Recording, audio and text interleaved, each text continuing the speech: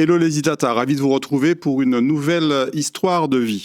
Il a grandi avec comme modèle Fidel Castro, la révolution prolétarienne et l'idéal communiste. Il a cru un certain temps que la politique pouvait changer le monde et contribuer au partage des richesses. Il a côtoyé de près des hommes plus ou moins proches du pouvoir. 30 ans après, son regard sur la politique a forcément évolué. Il nous dira s'il y croit encore. Bonsoir Carl Paolo. Bonsoir Jean-Marc Omouel. Comment vas-tu? Ça va bien, ça va. Alors je précise qu'on va se tutoyer parce qu'on se connaît depuis longtemps. Et puis tu as été aussi celui grâce à qui j'ai eu mon bac, en partie. N'exagérons rien, c'est toi qui as passé par le bac, c'est pas moi. Notamment grâce à ces cours de maths. À l'époque, nous étions tous les deux à Cayenne en Guyane. Et voilà, donc merci encore, allez, on va dire combien, 46 ans après, quasiment. Voilà. Alors est-ce que tu crois encore que la politique peut changer le monde? Oui, je l'espère, je le souhaite. Bon, mais entre les souhaits et la réalité, il y a forcément des écarts. Mais tu connais le proverbe, les plus belles idées valent ce que valent les hommes qui les portent. Donc, quand on a dit ça, on a tout dit. Chacun tire la conclusion qu'il veut. Alors aujourd'hui, tu es à la retraite, on va le voir. Tu as été enseignant et tu as ensuite travaillé dans les arcanes du pouvoir, on va dire, avec... Un petit peu de pouvoir, c'est beaucoup dire, mais enfin bon. Et puis, donc aujourd'hui, à la retraite donc depuis un certain temps, ça va? Depuis, ça se passe bien? Oui, le 1er août 2023. Toujours observateur? Toujours. Et de temps en temps acteur, à travers quelques petites tribunes? De temps en temps, mais bon, comme je pense que ça ne sert pas à grand-chose, j'avais un vieil ami à mes parents qui s'appelle Ronnie Barclay, qui est décédé, et qui disait souvent, lui et Félix Samar d'ailleurs, « nèg pas cali ». C'est vrai, nos compatriotes voient de la télé, c'est bien, mais on n'aime pas lire. Ce qui n'était pas le cas au début du XXe siècle. Cela dit, ça c'est un peu généralisé. Hein, le manque d'appétence pour la lecture, c'est malheureusement beaucoup généralisé ces dernières années. On va commencer par redécouvrir découvrir plutôt pour beaucoup qui est Carl Paolo et comment ta vie s'est construite, notamment en famille. C'est Kimunouye.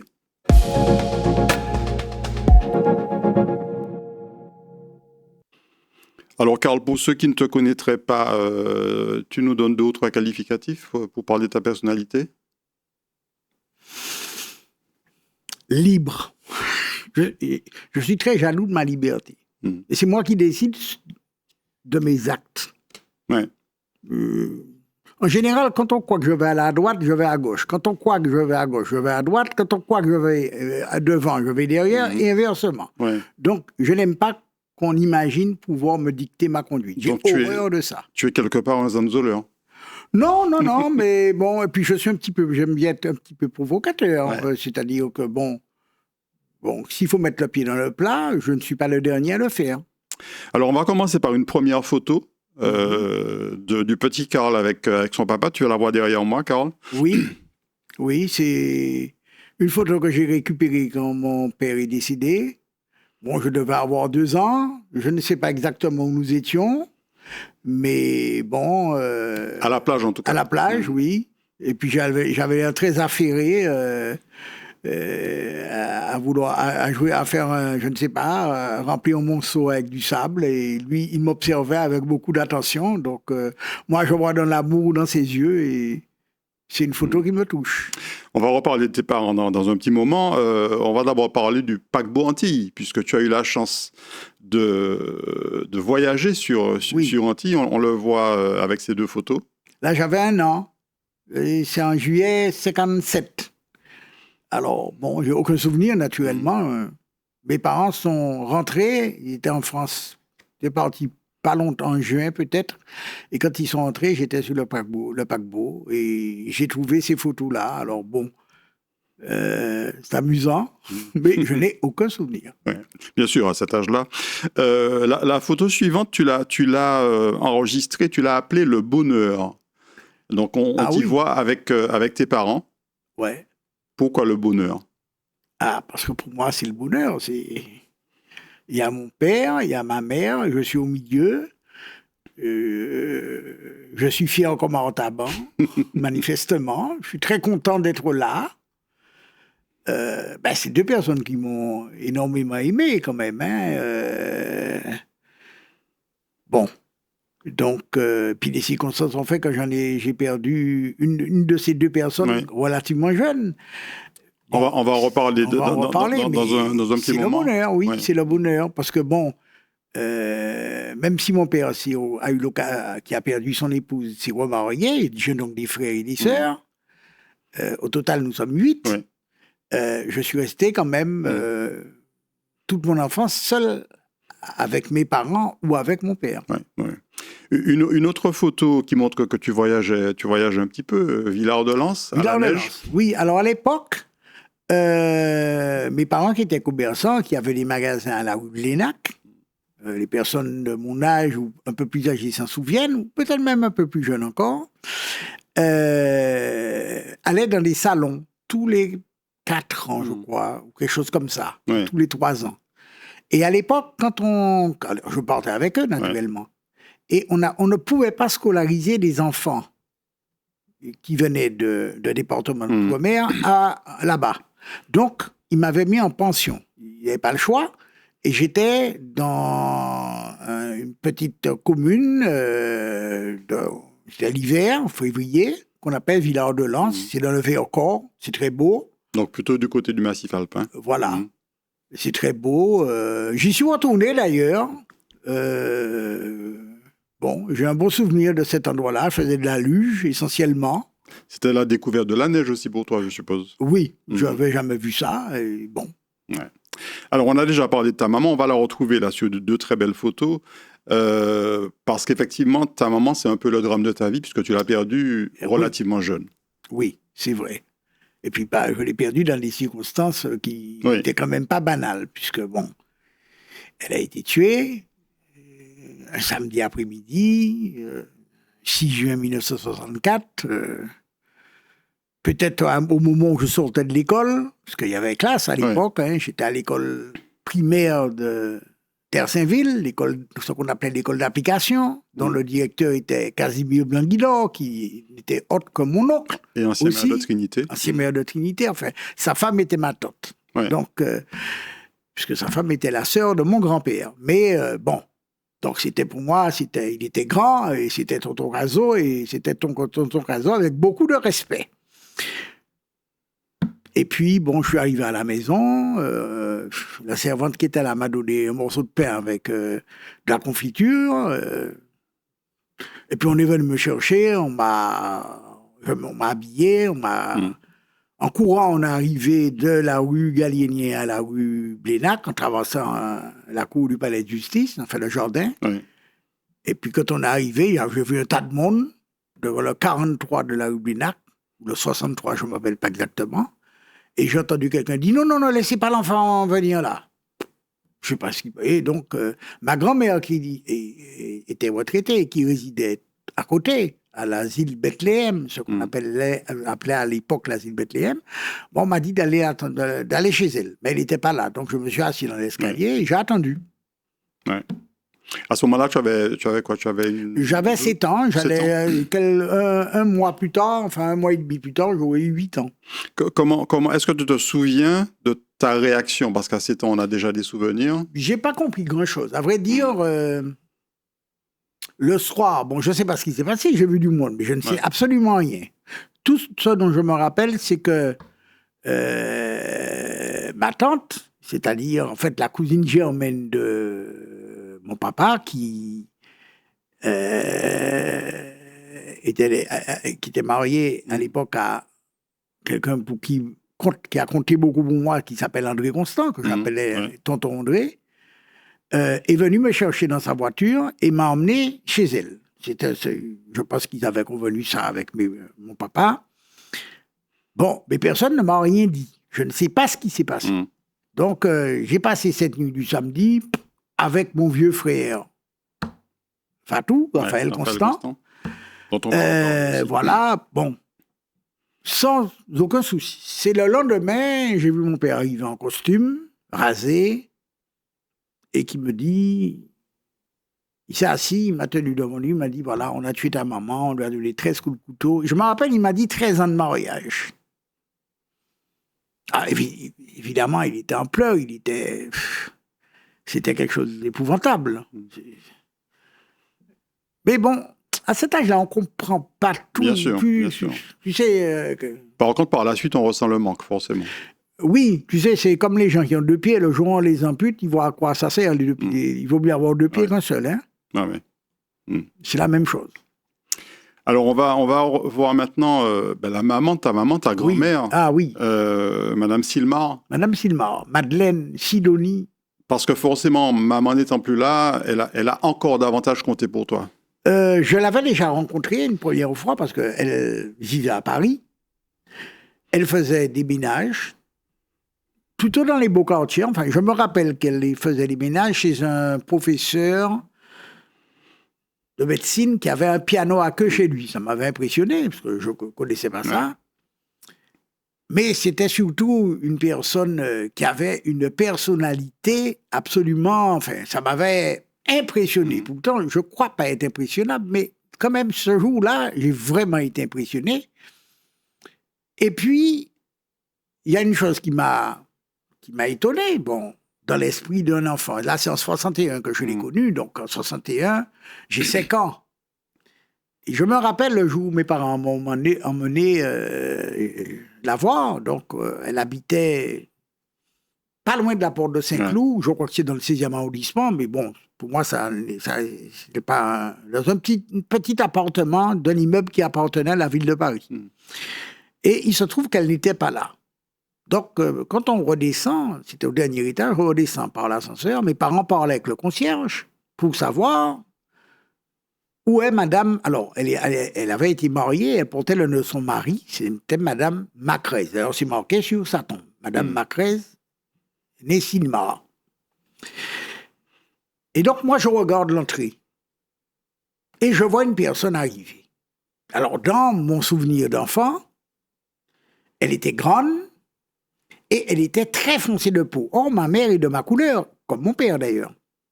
Et je me rappelle m'être dit, ce n'est pas possible. Et en même temps, je me suis dit, mais ça ne peut pas. Je me suis dit, ce n'est pas possible, ça ne peut pas être elle.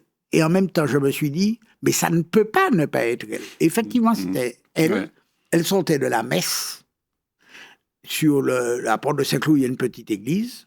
Elle avait ce qu'on mettait à l'époque, il pleuvait, donc elle avait une sorte de fichu en plastique, là, transparent. Mais c'est quelqu'un qui... Alors, elle vous voyait, mon papa, Victor, vous. Ouais. Mais c'est quelqu'un qui avait une personnalité absolument incroyable. Elle a d'ailleurs passé le certificat d'études à plus de 70 ans. Mon père m'avait dit 77 ans, mais je ne suis pas sûr que ça soit ça. Mais en tout cas, plus de 70 ans, il était très fier. Ouais. Et c'est quelqu'un qui a commencé la vie, qui a eu ma mère alors qu'elle était à Maroz. Hein. C'était qu'américaine. Sur une habitation Spoutoun. Oui, elle était originaire de Tartane. Elle était originaire de Tartane. Et par la suite, tu retournais sur ses traces. Oui, y a pas ça fait longtemps que j'y pense. Vraiment longtemps. Quand elle est décédée, elle est morte en 1966. Ouais. Et je me rappelle avoir vu une personne, une femme d'un certain âge, vêtue de madras noir et blanc, la tête attachée, qui s'occupait, enfin qui s'affairait, mais je crois que mon père m'avait dit que c'était sa sœur ou sa cousine, je ne me rappelle pas. Ouais. Et puis c'est resté comme ça. Elle avait demandé à mon père de lui faire une tombe à Trinité, ce qu'il a fait, et elle est enterrée là. Mais depuis 1966, je vais chaque jour des morts sur sa tombe. J'ai jamais raté. Et puis, je me dis, bon, il faudrait bien que je les connaisse. J'ai une famille à Tartane. Il n'y a pas de raison. Et puis, il n'y a pas longtemps, au mois de novembre dernier, j'ai décidé d'écrire à la mère de Trinité, Madame Tell, en lui disant, voilà, il y a une tombe de dame, Madame Silmar Madeleine, bon, je suis son petit-fils. Je voulais savoir qui s'occupe de la tombe et qui est enterré dedans. Et on m'a mis en contact avec une personne de Tartane, avec qui j'ai pris contact en lui expliquant que je n'étais pas venu chercher une tombe. Je ne suis pas sûr de ça du tout. Je suis venu savoir qui était enterré, mais surtout connaître les vivants, parce que c'est ça qui m'intéresse. Et ça fait, on s'est vu 1, 2, 3, 4 fois déjà. Ils m'ont invité. Ils m'ont invité déjà pour le 22 B, je viendrai. ce sont des gens extrêmement gentils, sympathiques. J'ai beaucoup de plaisir à y aller. C'est vraiment très bien. Et je suis ravi d'avoir renoué avec cette branche de ma famille. Quelqu'un qui compte beaucoup pour toi depuis très longtemps, puisque tu as grandi avec lui, c'est, comme tu dis, ton vieux frère Fatou, oui. Raphaël Constant, fils d'André Constant. Le fils d'André Constant. Là, on a 9 mois d'écart, déjà. Et je le connais depuis très, très, très longtemps. Donc, je devais, 61, on était chez ses grands-parents. Et puisque André Constant s'était marié à une femme, une Française, Madame Comte, et donc, qui est sa mère.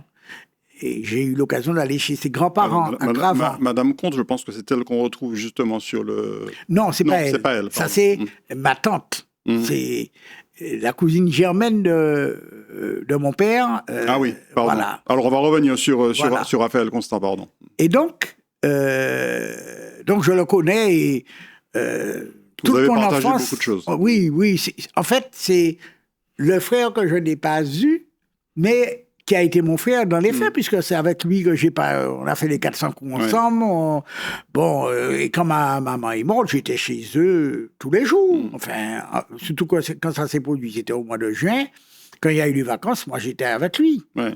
Et par la suite, ça a toujours été comme ça. Jusqu'à aujourd'hui, nous avons toujours gardé des rapports très étroits. Alors, tu as voulu aussi donc, qu'on voit cette dame. Tu dis que c'est la cousine germaine, donc de... Mais ils ont... Alors, mon père, c'est son parrain, déjà. Et deux, c'est sa cousine. Ils ont 8 ans d'écart.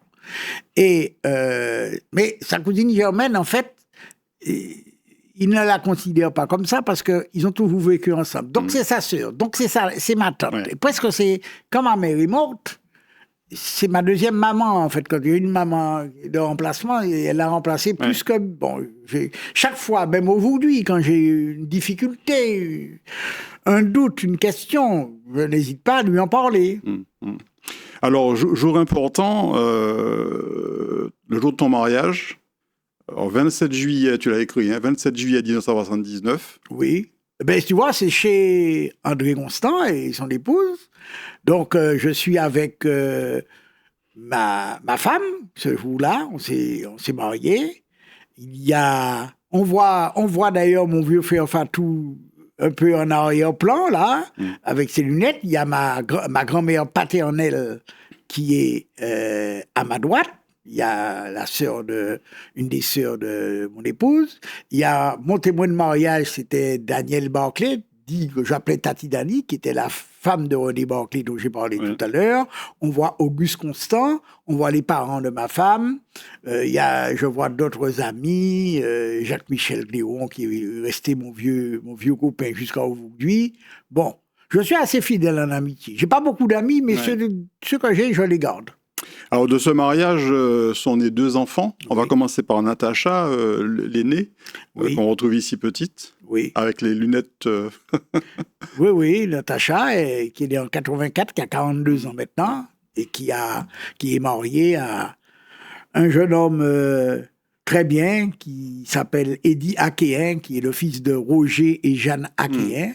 Donc, René Akéen, qui est connu, c'est son oncle. Professeur d'histoire. Et voilà. Et ils ont eu 3 ans. Ils ont 3 enfants, dont l'aîné a 16 ans, 17 ans en octobre. Le deuxième a 12 ans et la petite dernière a 8 ans. Et puis Sacha, qui est donc le garçon. Vous avez eu la paire, et là, c'est le baptême de Sacha, en l'occurrence. Oui, c'est le baptême de Sacha. Alors là, on voit, c'était le jour de la Saint-Innocent. C'est vraiment pas exprès. Hein.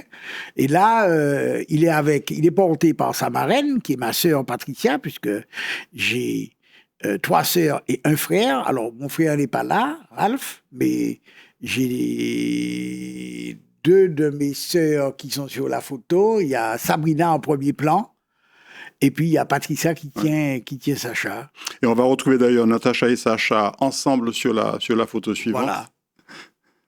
Ils sont adorables, jusqu'à aujourd'hui. Donc aujourd'hui, ils ont 42 pour Natacha et quel âge 40 ans pour Sacha. 40 ans.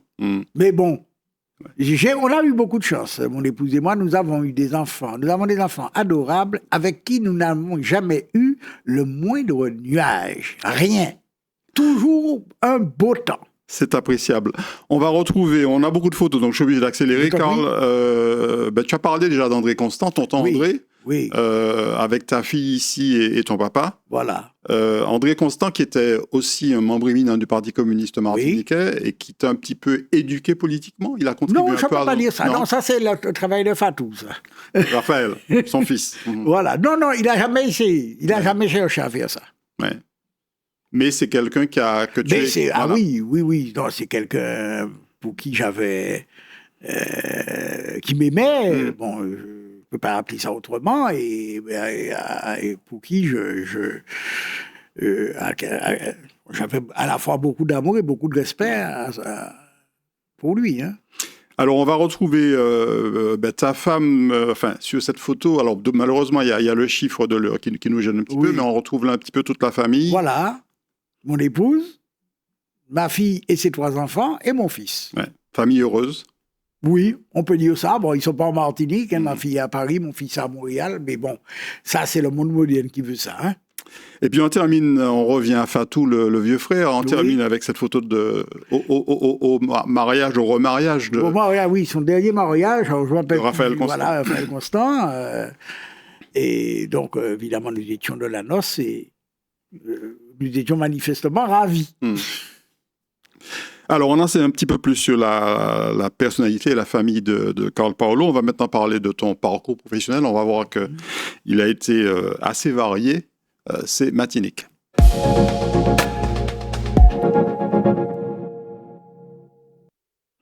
Alors, Karl Paulo a été d'abord enseignant. Rapidement, les études, c'était où? Bon, j'ai commencé... Pas d'études vraiment? Non, j'ai fait mes études en Martinique. Ouais. Je n'ai pas...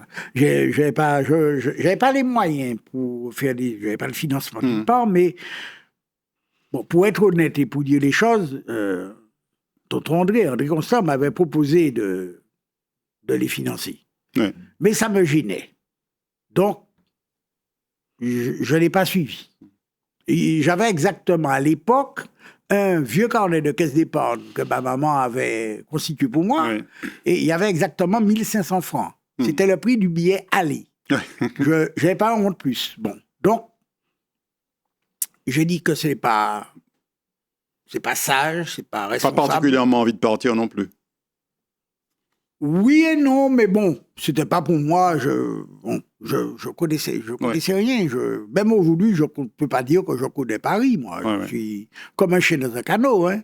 Donc finalement, tu vas t'embarquer dans l'enseignement. Oui. On va voir là. Alors c'est juste pour illustrer en fait une partie de ton premier parcours d'enseignant, puisqu'on va voir qu'il y a eu 2 périodes. Le collège Roche Saint-Just à Trinité, et puis le nouveau collège Belle Étoile, puisque pour illustrer en fait le fait que tu es travaillé. En fait, je suis devenu enseignant par accident, parce que moi je voulais, quand j'ai fait ma première année de fac. Alors, d'abord, j'ai fait des mathématiques, et puis quand la fac de maths est partie en Guadeloupe, bon, je me suis inscrit dans ce qui restait ici, c'est-à-dire il restait sciences économiques et droit, j'ai pris sciences éco. La première année s'est passée très bien, et comme ça s'est passé très bien, j'ai dit, je vais demander à être pion, donc surveillant. Et j'ai été déposer un dossier dans une rue de Terre-Saint-Ville, je ne me rappelle plus laquelle, mais je me rappelle du nom de la personne qui était responsable de ce service. C'est une dame Suéna, très gentille. Elle m'a dit, monsieur, il n'y a plus de pions. On ne recrute plus de pions. J'ai dit, bon, c'est pas grave, hein, je laisse tomber. Elle m'a dit, vous ne voulez pas faire Emma? J'ai dit, Emma, c'est quoi? Je ne savais même pas que ça existait, moi. Elle m'a dit, maître auxiliaire. Je lui ai dit, mais j'ai jamais fait ça, moi. Elle m'a dit, monsieur, il ne faut pas vous inquiéter. Tout le monde est pareil, vous allez y arriver. J'ai dit, ah bon? Bah, écoutez, si vous voulez. Mais je n'étais pas persuadé de ça. Mettez Emma. Et puis, je suis rentré chez moi, j'ai en vacances. J'ai fini avec ça, j'ai même oublié ça. Et puis, je reçois un téléx direct de l'académie qui me dit, voilà, vous êtes affecté au collège sur l'ancienne route de Chelcher, au collège de Chelcher, on appelait ça. Il n'y avait pas encore le collège Vincent Placoli. Alors, bon, je suis allé. Et donc, je suis devenu enseignant, un peu comme ça, un peu... par accident. Bon, mais Moi, en général, quand je prends une responsabilité, j'essaie de l'honorer d'une manière ou d'une autre, et jusqu'à aujourd'hui. Donc, je me suis investi, hein, j'ai appris. Enseignant de mathématiques? Alors, mathématiques, je faisais des stats, je faisais de la technologie, je faisais du travail manuel et de la musique d'ailleurs. Je me rappelle, je jouais la Guantanamera pour mes élèves de 3e. Ouais. Donc 4 ou 5 collèges à l'époque? Oui, à l'époque. Jusqu'à l'armée. Jusqu'à l'armée. Et à ce départ, on va voir 3 photos là, en l'occurrence du séjour militaire, on va dire, en Guyane, notamment à Saint-Jean-du-Maroni. Mm-hmm. C'est un séjour, c'est une période qui t'a marqué? C'est pas quelque chose que j'avais souhaité parce que je m'étais déjà marié, mon épouse était à l'école d'infirmière, donc c'était pas prévu comme ça. Mais dans la vie, il y a des impondérables. Et quand on n'est pas le plus, encore ce que me disait Ronnie Barclay, tonton René, quand on n'est pas le plus fort, on est le plus intelligent. Ouais. Donc on s'adapte. Il a fallu que je parte, je suis parti, que veux-tu? Et j'ai fait avec. Voilà. Donc j'étais là à Saint-Jean, je me rappelle de celui qui est à côté de moi, Mapoulin, c'est un Guadeloupéen. Ça s'est passé correctement. Ouais.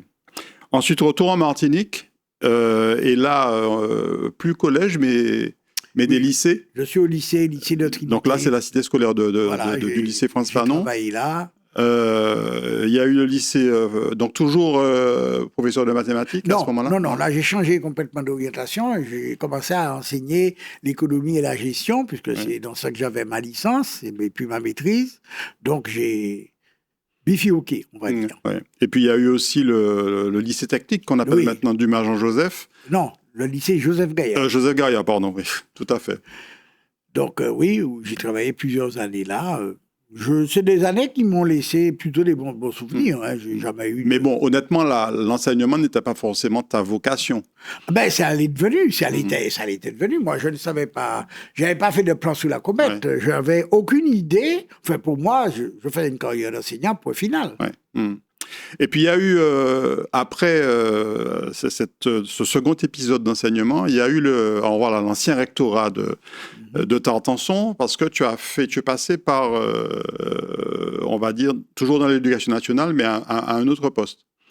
Oui, en fait, il y a eu une interruption, parce que en 1985, à l'époque, je faisais déjà beaucoup de politique, et Armand Nicolas, qui était le secrétaire général du parti. Qu'on va retrouver d'ailleurs. Alors effectivement, j'ai dû inverser les deux photos, mais on voit là juste la photo suivante. Armand Nicolas, photo 300. Il était président de la commission de la formation et de l'éducation et de développement économique. M'a demandé, en sortant d'une réunion, dis-moi Carl, est-ce que ça te dit de venir travailler avec moi à la région? Membre du Parti communiste, membre éminent du Parti communiste également, Martinique. Alors, j'étais surpris parce que moi, j'avais pas envisagé ça. Ouais. Je lui ai dit, écoute, il faut que j'en parle à mon épouse, donne-moi 48 heures. Donc, j'en ai parlé à mon épouse, et puis elle m'a dit, si tu as envie, pourquoi pas? Bon, je lui ai dit oui. Mais sans savoir ce à quoi je pouvais m'exposer, rien. Je n'avais aucune idée de ce que ça serait. Hein. Et à l'époque, c'était la Villa Clitandre, le premier bâtiment du conseil régional, en fait, pas loin de la Croix de Bellevue, en face du lycée Gelcher. Oui. Nos bureaux étaient en face de l'immeuble qu'on appelait l'immeuble Massal. Oui. Et là, qu'est-ce que tu as fait alors Alors, je me suis occupé de formation professionnelle en 1985 et à partir de janvier 86, et comme le transfert des lycées et lycées professionnels avait été fait au profit de la région Martinique, je me suis occupé de ça aussi. Ça faisait beaucoup, ça représente un budget qui était tout de même significatif. Sur le milliard du budget de la région, on était vraisemblablement autour du tiers. Pour moi tout seul, ça fait beaucoup. On était très peu nombreux. Je me suis jeté dans ça vraiment à corps perdu. Je ne comptais pas mes heures, je travaillais jusqu'à minuit, j'y allais le samedi ou le dimanche, ou le dimanche d'ailleurs, ça pouvait arriver. Enfin bref, ma femme a été très tolérante et ne m'a pas trop tenu rigueur. Et puis il y a eu toujours à la région, mais là dans un registre très différent, ce poste de directeur de cabinet d'Émile Capgras quand il a été élu président du conseil régional. Alors là aussi, c'est un accident de l'histoire parce que, bon, Émile Capgras est sous la liste que le Parti communiste martiniquais avait fait, avec une alliance d'ailleurs avec le mouvement populaire franciscain, MPF. Et le candidat du MPF qui était sous la liste s'appelait Roger Lagier. Et donc, il a été élu président au bénéfice de l'âge, puisque sinon, c'était Pierrot Petit. Donc, un peu contraint et forçant, ils ont voté pour lui. Et il m'a demandé d'être son directeur de cabinet, parce que naturellement, il connaissait absolument rien de la région. Il ne s'attendait pas à être président non plus. Il n'était même pas certain d'être élu. Enfin, bref, un militant communiste, pour moi, je ne travaillais pas. Je militais toujours. Même même dans le cadre de l'activité professionnelle. Mais c'était quand même une fonction très différente de celle que tu avais occupée jusque-là. C'est une fonction différente. Avec la possibilité, je dirais, d'influencer quelque part pas vraiment ça, parce la politique de la région. Pas vraiment ça, parce qu'il ne faut quand même pas oublier que sur 41 élus régionaux, les communistes représentaient 4. Ouais. Donc 10%.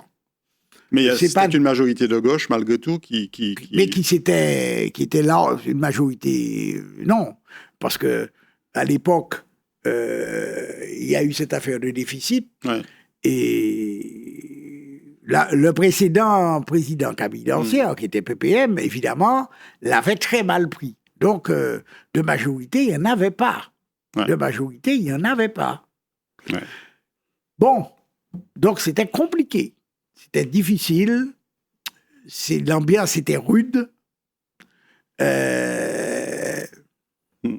puis il y a eu aussi, alors, pas non plus très facile pour toi, parce qu'il y a eu une affaire qui a fait grand bruit à l'époque, où on t'avait accusé notamment de complicité de faux, favoritisme dans le cadre de marché. Alors public. C'est amusant parce que le délit de favoritisme date du 3 janvier 91. Et je suis le premier à avoir été incriminé pour ce fait. Il est entré dans le code pénal le 3 janvier 91. Bon, et là aussi, c'est arrivé. Moi, je m'y attendais pas, mais on essaie de faire face. Et j'ai fait face, ça a duré longtemps. Tu as été blanchi? J'ai été blanchi. Il y a eu un non-lieu qui a été rendu piteusement en 2001. Ah oui, donc beaucoup plus tard. Voilà, mais ça a duré 7 ans quand même. C'est long, 7 ans. Hein. Mais bon, je considère... Avec quand même une incarcération. Avec quand même une incarcération, il y a eu 2 périodes, mais enfin, au total, ça fait 3 mois et demi à peu près. Bon, ça fait partie de l'expérience. Hein. Je peux dire que j'ai vu ce que c'était. Est-ce que c'est ce qui a précipité ton départ de la direction de cabinet d'Émile Capgras? Alors, c'est pas l'incarcération qui a précipité mon départ. Je parle de l'affaire en elle-même. Oui, enfin, bon, moi, lorsque j'ai été mis en examen, ça date de décembre 94, en juillet 95, j'avais demandé à la chambre de l'instruction, c'est comme ça qu'on appelle ça, de m'autoriser à reprendre mes activités professionnelles. Bon, mes avocats, Raphaël Constant, mon vieux frère, et Philippe Edmond Mariette avaient plaidé la chose. Bon. Et puis, j'ai obtenu gain de cause et je reviens ravi un lundi matin, 24 juillet. C'est mon anniversaire. J'ai donc 49 ans. Je reviens et je tape à la porte du président de région, Émile Capgras. Je viens, je lui dis bonjour président et je m'assieds. Et je lui dis, il va falloir que tu me dises quels sont les dossiers urgents pour que je puisse, qu'il parte en vacances, pour que je puisse m'en occuper pendant ton absence. Et il me dit, je ne te reprends pas.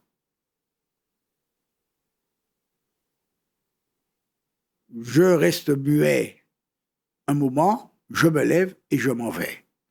Et j'appelle mes avocats. Et je découvre que, bon, il y avait quelque chose qui s'était tramé un peu dans mon dos. Alors évidemment, j'ai pas pris la blague, hein, on va dire ça comme ça. Bon, je ne leur en veux pas plus que ça. J'ai pas pris la blague, mais j'étais vraiment très remonté. Comme pour moi, c'était un problème politique, j'ai demandé à la direction du PCM une réunion qui a eu lieu très rapidement. Je crois que c'était le mardi, le lendemain. Et je leur ai dit, je suis allé à la réunion, il me semble que mon épouse était, que je l'avais fait, mon épouse m'accompagnait, et je leur ai dit tout le bien que je pensais d'eux. Vraiment tout le bien. Pour toi, c'était une trahison? C'était pas non, je me sentais pas trahi. Je trouvais que c'était une signe marque de lâcheté. Vraiment.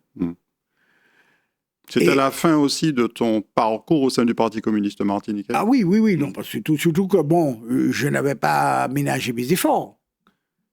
Bon, en fait, celui qui m'a calmé, c'est comme ça la Martinique, c'est ce qui est amusant, c'est Pierrot Petit. Parce qu'il se trouve que il n'était pas du tout du même bord politique. Alors, Pierrot Petit était député. Il n'était pas du même bord politique que moi. Mais comme il était le cousin de la seconde femme de mon père, ma belle-mère, je connaissais bien Pierrot et je l'appelais Tonton Pierrot. Ou Pierrot. Donc je suis allé le voir pour lui raconter ce qui m'arrivait. Et tout le mal que je pensais de mes anciens camarades. Il m'a dit, mais non, ne fais pas ça. Il m'a calmé, il a trouvé les mots. Ouais. Je l'en remercie là où il est. Alors, donc, tu quittes, en fait, je dirais, le monde politique, puisque tu n'es plus à ce moment-là directeur de cabinet d'Émile Cabret, et tu reviens quelque part à l'éducation nationale.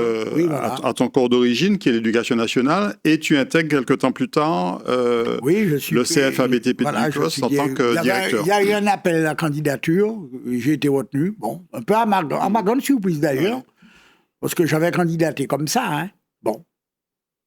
Et tu étais aussi à ce moment-là à l'association CFA-BTP, c'est ça? Oui, j'étais directeur général, donc j'organisais les réunions de l'association. J'avais deux rôles, je dirigeais le CFA et j'étais secrétaire général de l'association. Et puis, il y a eu là aussi une autre affaire. Alors, il y a une autre affaire qui ne m'a pas concerné directement. Précise, voilà, c'est ça. Là, on voit effectivement cette une de France Antilles où tu disais qu'on voulait t'envoyer au cimetière. Oui, mais c'est une affaire qui concernait ton épouse, notamment. Bon, lui, c'est comment il s'appelle? J'oublie le nom du journaliste qui avait trouvé ce titre. Bon. Ce qui est... C'est curieux parce que le CFA-BTP était dirigé par une association paritaire. Oui. Et mes adversaires là-dedans, ceux qui me voulaient du bien, on va dire ça comme ça, beaucoup de bien, tu sais c'est qui? C'était les représentants d'organisations syndicales. Et j'avais en particulier de la CSTM. Ouais. Les représentants patronaux, non. Bon. Eh bien, quand tu réfléchis, hein, c'est les étiquettes, d'une manière générale, on peut mettre jus sur une bouteille qui a du poison. Hein. Ben, tu as vu du jus, tu la bois, et puis tu t'empoisonnes. Là, en l'occurrence, tu étais partie civile, donc tu avais porté plainte, avec ton épouse. J'ai gagné d'ailleurs les procès qui ont été intentés, enfin mon épouse aussi. Oui. Bon, voilà. Et puis on termine avec une photo du nouveau rectorat de Terreville, parce que tu es revenu à nouveau à la formation continue après cet épisode-là. Voilà. C'est-à-dire que j'ai vu la formation continue d'un peu de tous les points de vue. Du point de vue de celui qui finance, qui décide des politiques, du point de vue de la formation initiale, de la formation continue, du point de vue de celui qui les met en œuvre. Donc, ce qui m'a donné une vision, disons, peut-être en relief, on va dire ça comme ça, en 3D, pour employer un terme moderne, de la chose. Et tu as donc terminé ta carrière professionnelle en tant que conseiller en formation continue. Voilà. Ouais. On va parler politique maintenant, on en a déjà un petit peu parlé, on termine avec la rubrique politique, on va voir qu'elle est assez chargée.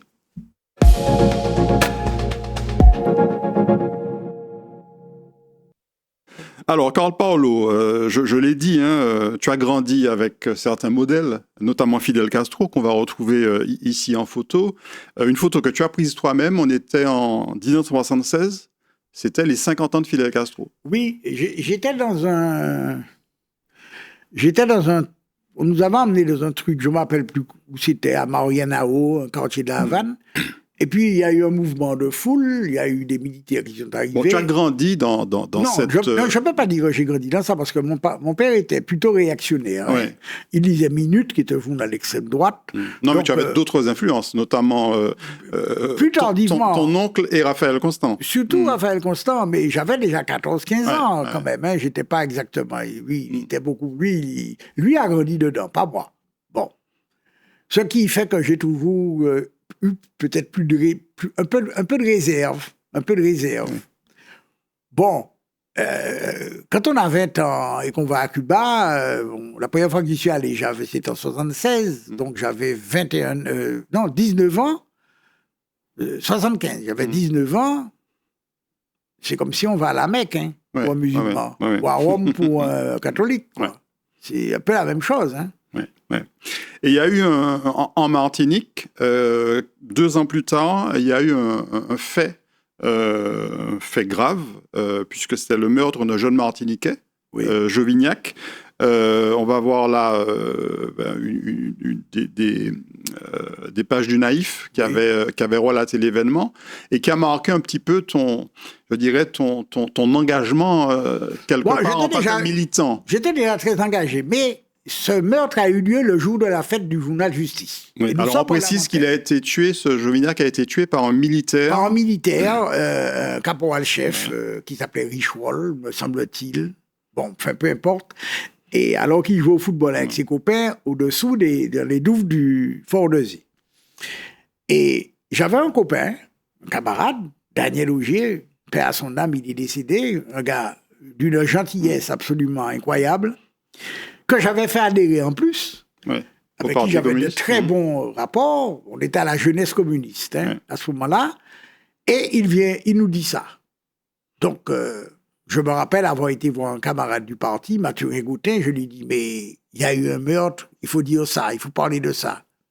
Et il ne nous croit pas. Donc, je dis à Daniel Augier, allons descendre. Alors, puisqu'il est de Trénel, et il m'emmène dans la famille de Jovignac. Donc, j'ai confirmation et tout. Bon, quand même, il y avait déjà eu Géant Nouvet, il y avait déjà eu Chalvet, il y avait... Bon, on trouvait que ça faisait beaucoup. Les années 70, effectivement, oui. Et donc, on en a fait un sujet d'actualité. Oui. Et il y a eu une manifestation qui se passait le 14 juillet, d'ailleurs. Le 14 juillet. On va voir là. On voit Raphaël Constant, on voit Annick Sylvestre. On voit aussi Alain Brambant. Je vois Alexandre Belter, mais je crois qu'il est décédé. José Tarnot, enfin, c'était des camarades, des amis. Bon, et on a été au 14 juillet dans l'idée de faire une manif, tout simplement, et de distribuer des tracts. Et puis, bon, on avait une banderole. Bon, on n'était pas très sûrs de nous, on était jeunes à cette époque-là.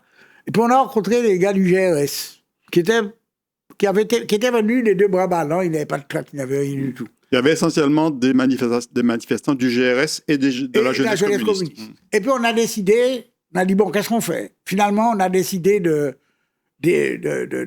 brandir notre banderole le long du parcours et on est rentré dans le cortège. Donc ça a mis juste devant la tribune. Le souvenir que j'en ai, c'est que les types étaient vraiment en colère, parce qu'ils n'avaient pas prévu ça, il n'y avait pas de barrière Vauban, il n'y avait pas de policiers, il n'y avait rien. Et on a un peu perturbé le 14 juillet, on était ravis de la chose.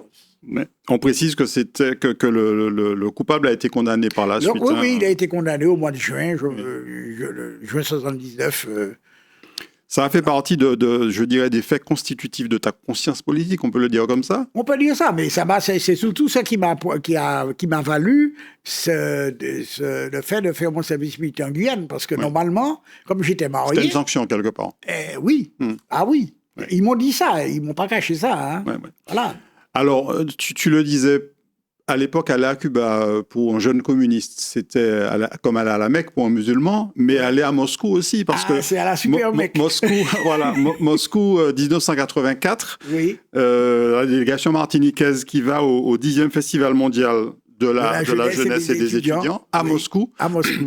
Là, on retrouve quelques-uns de tes complices de l'époque. Oui, je vois Daniel Auger, je vois Pierre Travailleur, je vois Anthony Toussaint. Bon, je ne m'arrête pas du nom de tout le monde. Il y a Yviane Sabot, il y a un camarade du Lamentin dont j'oublie, qui est le grand au fond, là. Enfin, bon. Et c'est la découverte, voilà. Et c'est la découverte de Moscou. On va voir ces deux photos de Moscou, à la fois le mausolée de Lénine et la cathédrale de Basile le Bénéo. Et là, c'est... alors, on y arrive, je suppose, quand on est jeune communiste, avec les yeux écarquillés. Non, déjà, quand on a atterri, on a presque des larmes aux yeux. Vraiment. Quand on a atterri, on a applaudi. L'avion était bondé. L'avion a fait La Havane, Berlin, RDA, puis Berlin, Moscou. À l'époque, c'était la République démocratique allemande, voilà. Berlin. Voilà. Ce qu'on appelle l'Allemagne de l'Est. L'Allemagne de l'Est. Et bon, quand on arrive là, et on était logé dans un hôtel dans la banlieue de Moscou qui s'appelle Sheremetyevo. Il y avait 3 tours, on était totalement pris en charge. Et puis le soir même, on était sous la place rouge, qui était bondée de monde. Beaucoup des jeunes qui étaient là parlaient l'anglais, le français, l'espagnol, donc on trouvait toujours un moyen d'échanger. Et comme c'était un festival mondial de la jeunesse et des étudiants, il y a eu des rencontres aussi comme avec des représentants du Panama, par exemple. On voit là... Non, du Nicaragua. Du Nicaragua. Et on voit à droite l'ouverture de ce Daniel, festival. Je le vois, Jocelyn Lamont qui est toujours ici, qui est toujours syndicaliste. Bon, ce sont des amis. Quel souvenir tu gardes de ça? C'était véritablement... Est-ce que ça a correspondu avec ce que tu t'attendais Enfin, j'ai trouvé que c'est quelque chose qui forme, qui est formateur.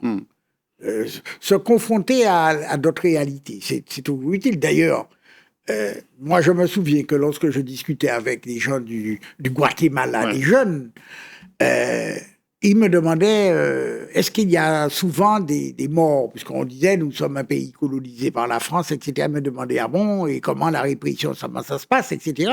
Parce que tous les pays d'Amérique latine, d'Amérique centrale, c'était des dictatures, ça rigolait pas. Hein. Bon, il y avait Pinochet qui était au Chili depuis 1973. Eh bien, je ne pouvais pas leur répondre qu'il y avait un mort tous les jours. Hein. Oui. Pas exactement. Eux, ils vivaient une autre réalité. Oui, et je me rappelle de la peur d'un jeune guatémaltèque de prendre l'avion pour entrer chez lui en se disant, quand je vais arriver, les types vont me mettre la main dessus. Moi, je suis rentré ici, ils ont fouillé, ils m'ont pris mon passeport, ils ont pris des photos, mais personne ne m'a jamais emmerdé. L'année d'après, un autre temps fort dans ta formation politique, on va dire, c'est Cuba et ce dialogue des jeunes et des étudiants d'Amérique latine et de la Caraïbe sur la dette externe. Donc, c'était la dette externe de Cuba. Des pays de la Caraïbe. Le problème de la dette des États avait pris une importance considérable. Et donc, il y a eu un séminaire sur ça auquel Fidel Castro a participé. On va le retrouver d'ailleurs sur la photo suivante, effectivement. D'ailleurs, au cours de ce séminaire, j'ai pris la parole. Donc, c'est prendre la parole dans un séminaire où il y a Fidel Castro qui y assiste, c'est pas tout à fait banal. On va voir d'ailleurs, on va te retrouver d'ailleurs à l'époque, avec le visage bien rond quand même. Oui.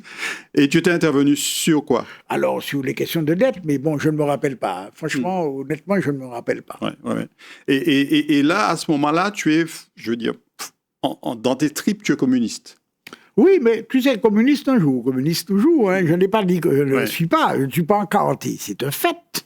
Enfin, je n'ai pas balancé mes convictions par-dessus bord. On ne jette pas le bébé et l'eau du bain. Aujourd'hui, alors tu as eu cette formation au sein des jeunesses communistes et ensuite au sein même du Parti communiste. Tu as quitté le Parti communiste finalement en 94, donc il y a déjà plus de 30 ans. Qu'est-ce que tu en retiens avec le recul de cette expérience politique? Qu'est-ce que j'en retiens? Bon, toute expérience, bonne ou mauvaise, est toujours utile, à condition d'en tirer les leçons.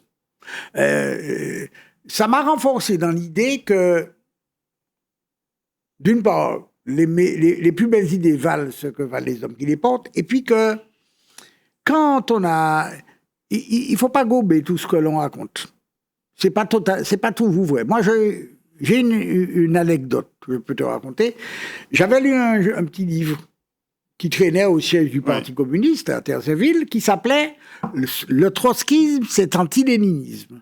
C'était d'un communiste français qui s'appelait Léo Figuière. Donc je l'ai lu et j'ai trouvé que ce livre était extraordinaire. Et j'ai rencontré Gilbert Pargot, qui lui était trotskiste et au GRS, à l'issue d'une manifestation, et je l'ai attaqué verbalement, bien sûr. discuté. Donc j'ai utilisé les arguments du livre. Premier argument, il m'a donné un rabattage. Deuxième argument, il m'a donné un rabattage. Tu sais ce que je me suis dit? Livre-moi, faut moins faire attention, livre-moi pas au point. C'est pas parce que c'est marqué dans le livre que c'est vrai. Donc, alors, je suis plus j'ai appris à être circonspect. Alors, donc, depuis 1994, où tu as quitté le Parti communiste, tu continues à t'intéresser à la politique. Tu as pris beaucoup de recul, forcément. Et récemment, on va voir cette capture d'écran. Donc, tu es animé encore, enfin, tu présentais encore un édito sur Zouk TV, où tu donnais un petit peu ta vision des choses. Tu l'as fait pendant quelques temps. Oui. Tu écris encore de temps en temps. Tu te permets parfois d'envoyer des petites lettres à certains candidats ou à certains élus aux élections municipales, par exemple. Ça peut arriver. Aujourd'hui, tu éprouves le besoin de temps en temps de donner ton avis. Bon, quand je trouve que de dépasser farine, je dis quand même, pas exagéré. Ouais. Bon, maintenant, tu sais, la poussière d'y passer ça, vraie la conclusion de l'émission, Karl, je le disais au tout début, tu vas nous dire si tu crois encore en la politique. Tu as dit oui, ça dépend de qui la porte. Oui, bien sûr que je crois que les idées peuvent changer la vie des gens. Mais à condition que ceux qui ont des idées se mettent à la place de ceux à qui ils les proposent. J'ai souvent le sentiment que, pour parler de nous, nos élus, d'une manière générale, je ne fais pas de distinction. Ils parlent pour eux, le discours s'adresse d'abord à eux, alors qu'il devrait s'adresser à nos compatriotes, et en particulier à ceux qui sont le plus en difficulté. Donc, voilà. Aujourd'hui, tu penses qu'on est à côté de la plaque? Nos élus, en tout cas, entre les promesses qui avaient été faites en 1983, lors des premières élections régionales en mars 1983, et aujourd'hui,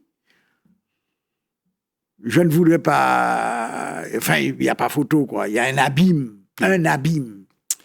Merci beaucoup, Karl Paolo. On retient que tu es toujours un homme libre et que tu gardes la parole libre et que tu interviens quand tu le souhaites, quand tu en ressens le besoin. Tu as encore écouté, à ton avis? Quand j'ai fait les éditos, quand je les ai arrêtés, d'abord, ça m'a... Bon, j'étais pas demandeur, on m'a proposé, bon. Je savais pas ce que j'allais faire, j'ai pas l'habitude. J'ai fait ça à ma manière et j'ai eu la surprise de constater qu'il y a un tas de gens que je connaissais pas, que j'en rencontrais dans la rue, dans les centres commerciaux, qui me faisaient un grand sourire. J'aime bien ce que vous dites. Ah, bon, merci madame, merci monsieur. Et puis quand j'ai arrêté, on m'a dit, ah, mais pourquoi vous avez arrêté? Mais non, il faut faire... Bon, moi, je me suis dit, bon, je vais faire une chaîne YouTube. Bon, ça m'a gonflé, j'ai pas fait. Mais peut-être que je vais la faire, je ne sais pas encore. J'ai pas d'idée. Bon, pour moi, la politique, c'est une affaire, c'est une aventure collective. C'est pas une aventure individuelle. Je ne suis pas sur la dimension individuelle. Ça m'intéresse pas. Merci beaucoup, Karl Paolo, pour ce partage. Moi, je sais que tu n'as pas ta langue dans ta poche. Et que non, pas vraiment. Tu sais trouver les mots qui pèsent quand il le faut. Merci beaucoup, en tout cas, pour ce partage. Merci, Jean-Marc. Merci à vous de nous avoir suivis. On se retrouve très prochainement sur Zitata. Bonne soirée, bonne journée.